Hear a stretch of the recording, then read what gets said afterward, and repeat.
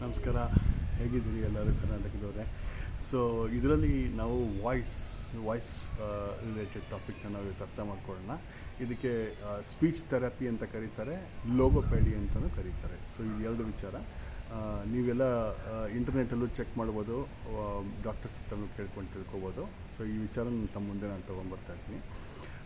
ಮುಂಚೆ ಅಂದರೆ 12 ವರ್ಷದ ಒಳಗಡೆಗೆ ಮಕ್ಕಳು ಏನಾದರೂ ಐಡೆಂಟಿಫೈ ಮಾಡಿಕೊಂಡ್ರೆ ನಾನು ಗಂಡಲ್ಲ ಹೆಣ್ಣಲ್ಲ ಗಂಡು ಅಂತ ಐಡೆಂಟಿಫೈ ಮಾಡಿಕೊಂಡರೆ ಈಗೇನಾಗುತ್ತೆ ಅಂತಂದರೆ ಆ ಮಕ್ಕಳಿಗೆ ಕೆಲವು ಪ್ರಿಸ್ಕ್ರಿಪ್ಷನ್ಸ್ನ ಕೊಡ್ತಾರೆ.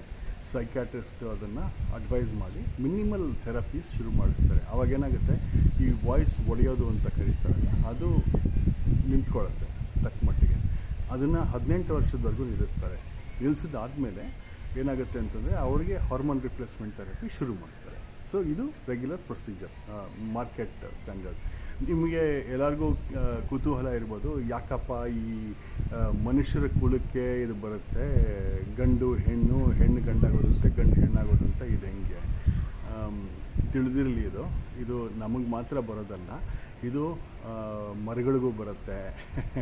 ಇಲ್ಲಿ ಹಿಂದ್ಗಡೆ ಕಾಣಿಸ್ತಾ ಇದೆಯಲ್ಲ ಪ್ಲಾಂಟ್, ಅವಕ್ಕೂ ಬರುತ್ತೆ.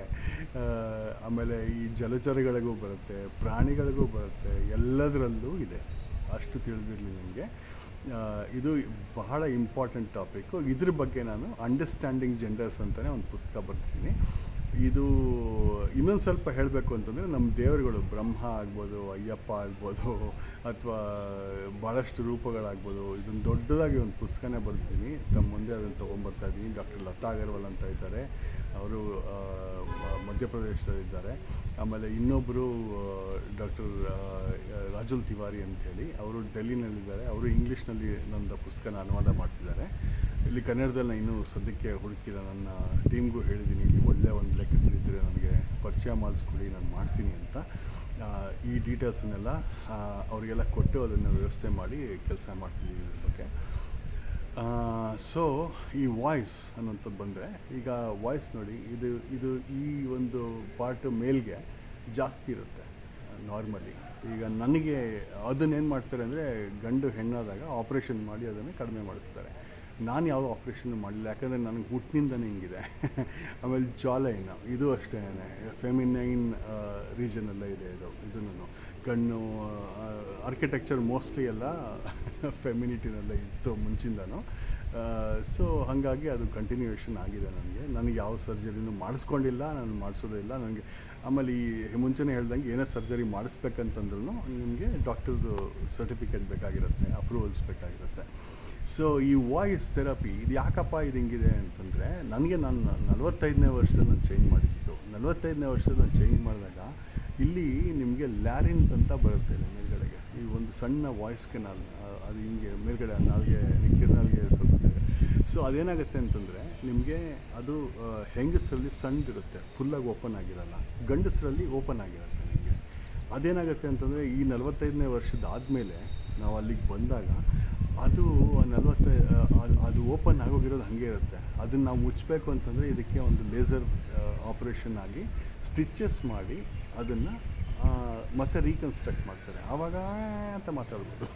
ಸೊ ಅದು ನನಗೆ ಆರ್ಟಿಫಿಷಿಯಾಲಿಟಿ ಇಷ್ಟ ಆಗಲಿಲ್ಲ. I still want to retain Srinivas Prasad, ಯಾಕಂದರೆ ನಮ್ಮಮ್ಮ she really likes it. At least ಅವ್ರು ಇರೋವರೆಗೆ ನಾನು I will continue this in respect to my parents.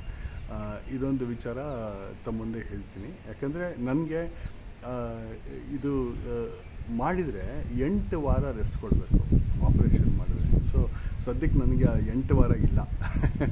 ಈ public speaking, interviews, growth, activities 8 ವಾರ ನಾನಲ್ಲಿ ಮಾತಾಡ್ದಿರ ಇರೋದಕ್ಕಾಗೋದಿಲ್ಲ, ಸಾಧ್ಯ ಇಲ್ಲ. ಯಾಕಂದರೆ ಅದು ಇಷ್ಟು ವಯಸ್ಸಾದಮೇಲೆ ಮಾಡೋವಂಥದ್ದು ನನ್ನ ಪ್ರಕಾರ ಅನವಶ್ಯ ಅಂತ ಕಾಣುತ್ತೆ. ಸೊ ಹಾಗಾಗಿ ಅದು ನನಗೆ ನಾನು ಕಂಟಿನ್ಯೂ ಮಾಡಿದ್ದೀನಿ. ಬಟ್ ಎಸ್, ಡಾಕ್ಟರ್ಸು ಭಾಳಷ್ಟು ಜನ ನನಗೆ ಅಡ್ವೈಸ್ ಮಾಡಿದ್ರು, ಲೋಗೋಪೆಡಿಗೆ ನೀವು ಹೋಗಿ. ಲೋಗೋಪೆಡಿ ಅಂದರೆ ಏನು? Voice changing therapy.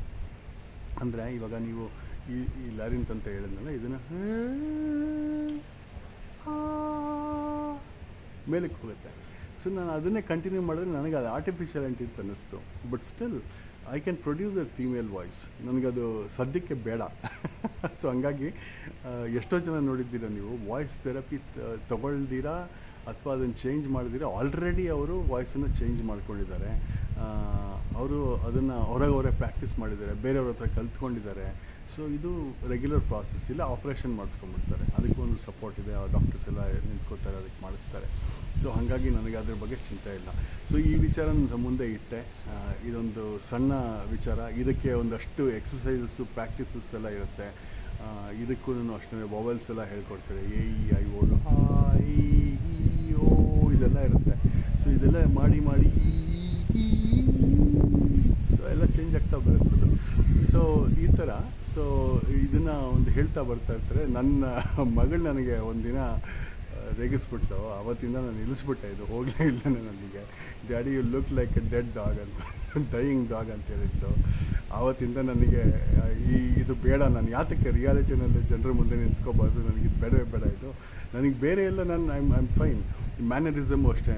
ಎಷ್ಟೋ ಜನ ಅಲ್ಲಿ ಇದೆಲ್ಲ ನೀವು ಏನು ರಸ್ತೆಯಲ್ಲಿ ನೋಡ್ತೀರಿ ಅವ್ರನ್ನ, ಅವರೇ ಅಡಾಪ್ಟ್ ಮಾಡ್ಕೊಂಡಿರೋದು. ಇದು ಯಾವುದು ಇದನ್ನು ನಾವು ಇದು ಒಳಗಡೆಯಿಂದ ಬರೋದಿಲ್ಲ. ಇದೊಂದು ಡ್ರೆಸ್ ಕೋಡ್ ಅಲ್ಲ, ಬಿಹೇವಿಯರ್ ಕೋಡು ಅಲ್ಲ, ಅದು ಅವರುಗಳೇ ಮಾಡ್ಕೊಂಡಿರತಕ್ಕಂಥ ಒಂದು ಸ್ವಯಂ ಕೃತಾಪರಾಧ ಅಂತ ಹೇಳ್ತೀನಿ. ಇದು ಅವ್ರು ಯಾರನ್ನೂ ಇಮಿಟೇಟ್ ಮಾಡೋದಕ್ಕೆ ಅವ್ರು ಮಾಡ್ಕೊಂಡಿರ್ತಾರೆ. ಅದು ಯಾವುದೂ ಒಳಗಡೆಯಿಂದ ಬರೋದಿಲ್ಲ. ಇವರು ಈ ಥರ ಒಂದು ಟ್ರಾನ್ಸ್ಜೆಂಡರ್ ಅಂತ ಹೇಳೋದಕ್ಕೆ ಅದೇನು ಯಾವುದೂ ಬರೋದಿಲ್ಲ, ಇವರುಗಳೇ ಮಾಡ್ಕೊಂಡಿರ್ತಾರೆ ಅಷ್ಟೇ. ಸೊ ಇದಿಷ್ಟು ಹೇಳಿ ನಿಮಗೆ ಒಂದು ಅರಿವನ್ನು ಇದರಿಂದ ಮೂಡಿಸಿದ್ದೀನಿ ಅಂತ ನನಗೆ ಆಸೆ. ಮತ್ತು ಇನ್ನೊಂದು ವಿಡಿಯೋದಲ್ಲಿ ಮುಂದೆ ಬರ್ತೀನಿ.